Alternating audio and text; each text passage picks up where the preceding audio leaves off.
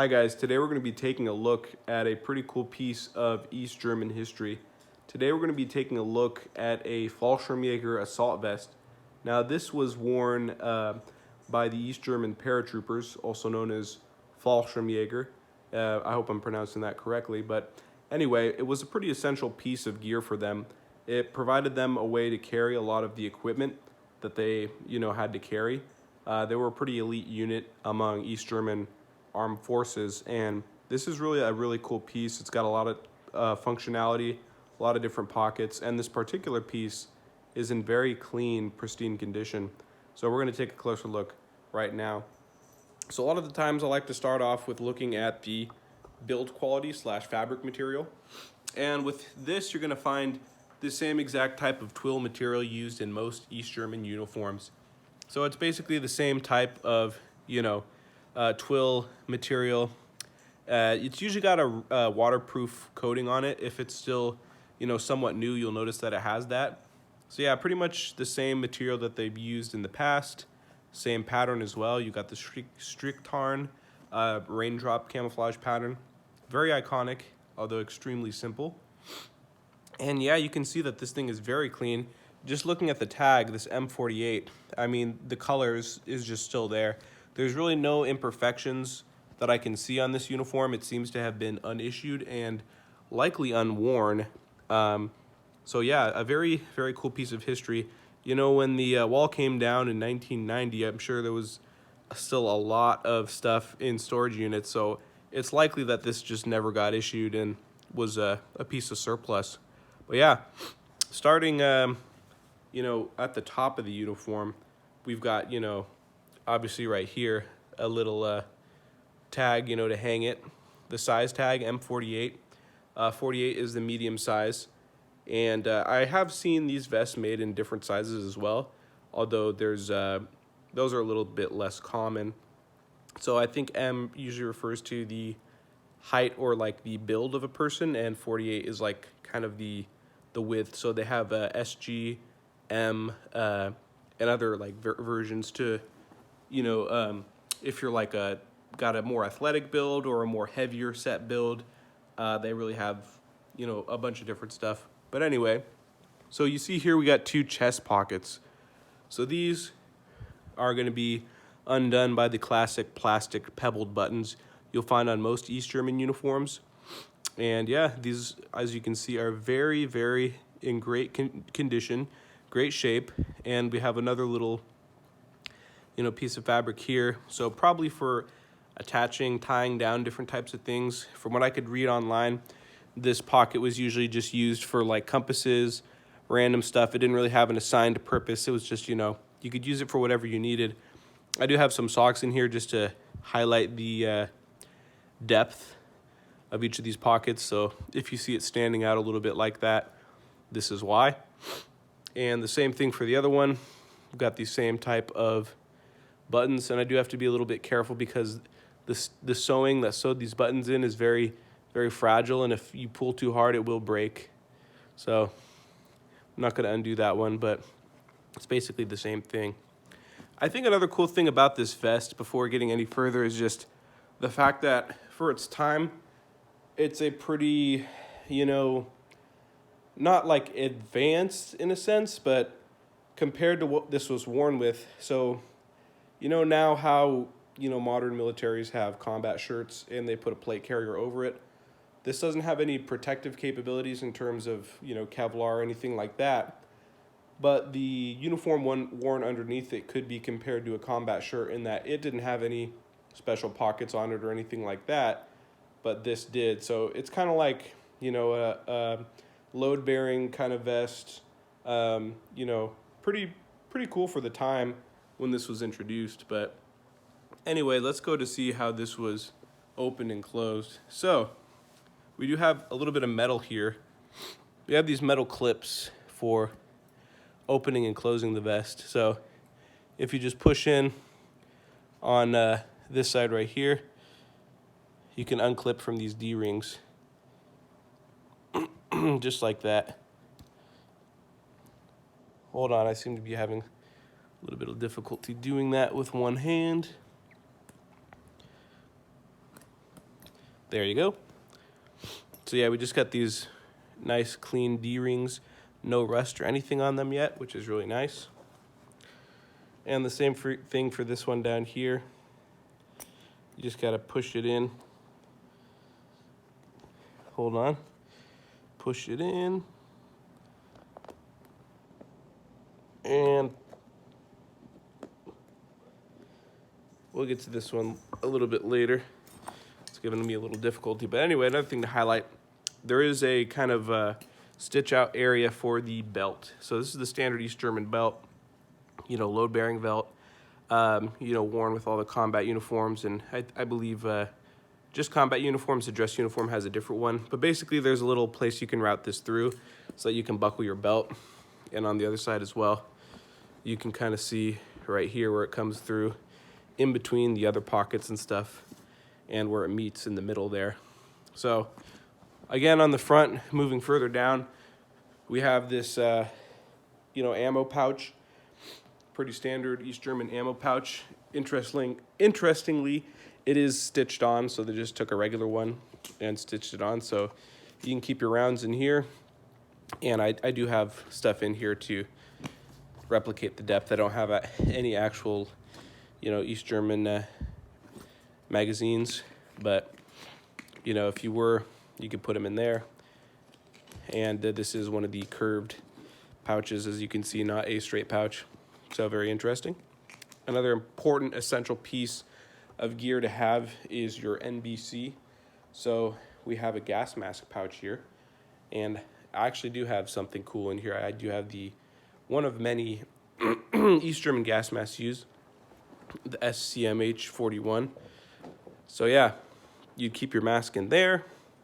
And on older versions of this, I've seen they actually just sewed on one of those green East German gas mask bags. They just straight up sewed it onto here. So if you know what I'm talking about, it's just like a green rubberized vinyl material that the normal infantry uses to carry their gas masks in. And on the original versions, that was literally just sewn onto here. But for this version, you get a nice actual piece of, material cloth. So that's very cool. And before we go to the back, I do want to show you the stamp. Even though it's pretty illegible / unreadable, you can't make out the date on here. This number is not the date. NVA, National Volksarmee, but the date would usually be by a number. So not a number, I mean a letter of the alphabet. So the letter of the alphabet would correspond to the year. The only thing you can really make out here is a 2 for the second quarter, but you can't make out any number of the alphabet. There's also this cloth here, but it doesn't have anything contained on it. There's also a pretty cool thing inside the vest, which is going to be this Makarov pistol pouch. So you have this concealed pouch in here. You'd fit a Makarov in here. And that's what it's made for. So yeah, the inside of the vest kind of looks like this. So like you can see it here, I have the belt going in through the inside, so that's what it's meant for. And then down here around the waist, you have these other type of gray buttons that you could use to, attach the different sides of the vest. And very cool. Another thing I forgot to talk about that I'd like to go back to is that there is a little bit of padding on the shoulders. I don't know what material it's made out of. I'm not going to cut to see what it is inside here, but it is some sort of material padding. When you wear it, you can definitely feel it, and you can feel it right here. So that's cool. They have some padding on the shoulders to dampen the weight. So when we get on the back, usually most uniforms don't have anything really interesting, but this one almost has more stuff on the back than on the front. So we'll try to make it more even. So what do we got going on back here? Well, we got a number of things, starting with the top. So we got these metal clips. And what these are going to be for is for the chemical cape to wear with your gas mask in case of an NBC, nuclear, biological, chemical attack. I believe these clips would be clipped to that rolled up cape. Kind of similar to how the infantry would wear it. And then we have this kind of hidden back pouch. So we got these pebbled buttons right here and these little loops. And if you undo these loops, what you see, hold on, there you go, is a whole back layer of storage space. So you can store a lot of stuff back here. It goes down to where approximately this seam right here. So to get some perspective, you know, you got a lot of space there to put something to store. So that's pretty cool as well. And then the foam padding goes about right here on each of the shoulders. And then again, we have more of these little loops for, you know, whatever you want to use them for, I guess. So back here is usually where the actual filter for this mask would go. So I only have the mask itself, not the filters or the hose, but usually right here on the end, connect to a hose, and it would connect to like a coffee can style filter. And if you don't know what that means, just look it up. It's just a style of gas mask filter used, you know, in the USSR and stuff. So basically there are two little separations in this pouch with these two pebbled buttons. So on one side goes your canteen. So you got a standard canteen here. And then on the other side, there's, here's where you would put your two filters. And then I believe this here is interesting because we have a metal button. So you don't see that on very many uniforms, although I have seen it on at least one. The Volkspolizei uniform uses metal buttons. But basically, you could use this metal button to wrap around one of the filters, unless this pocket is meant for the canteen. Maybe this one's meant for the canteen and this one's meant for the filters, but basically one of them's supposed to go in there. Looks like there's a little piece of fabric here. Not sure what that is, just looks like extra material, but there you go. And then you'll see you have these three small pouches right here. Now, from what I've heard, this is just for other miscellaneous items that you might have on the fly.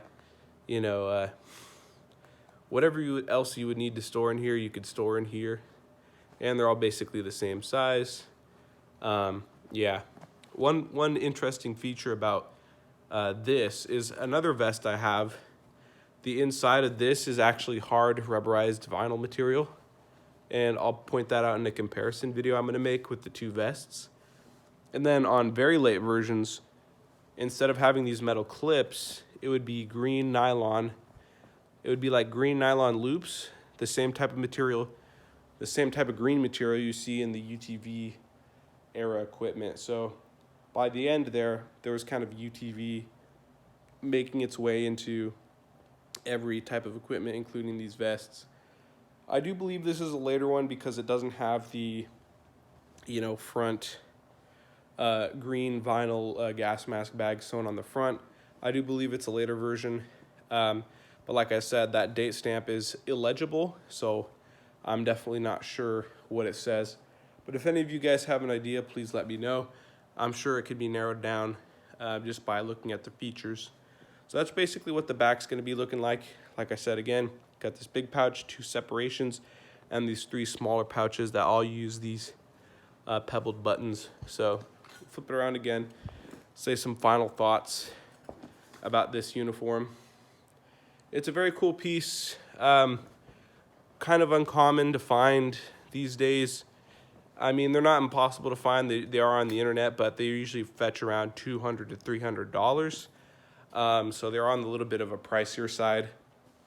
I ended up buying this one on Facebook from someone in Eastern Europe, I believe. So both of these ones that I have, they didn't come from the States. They came from overseas. One of the other ones I found on the German version of eBay, and I had someone from Germany get it for me.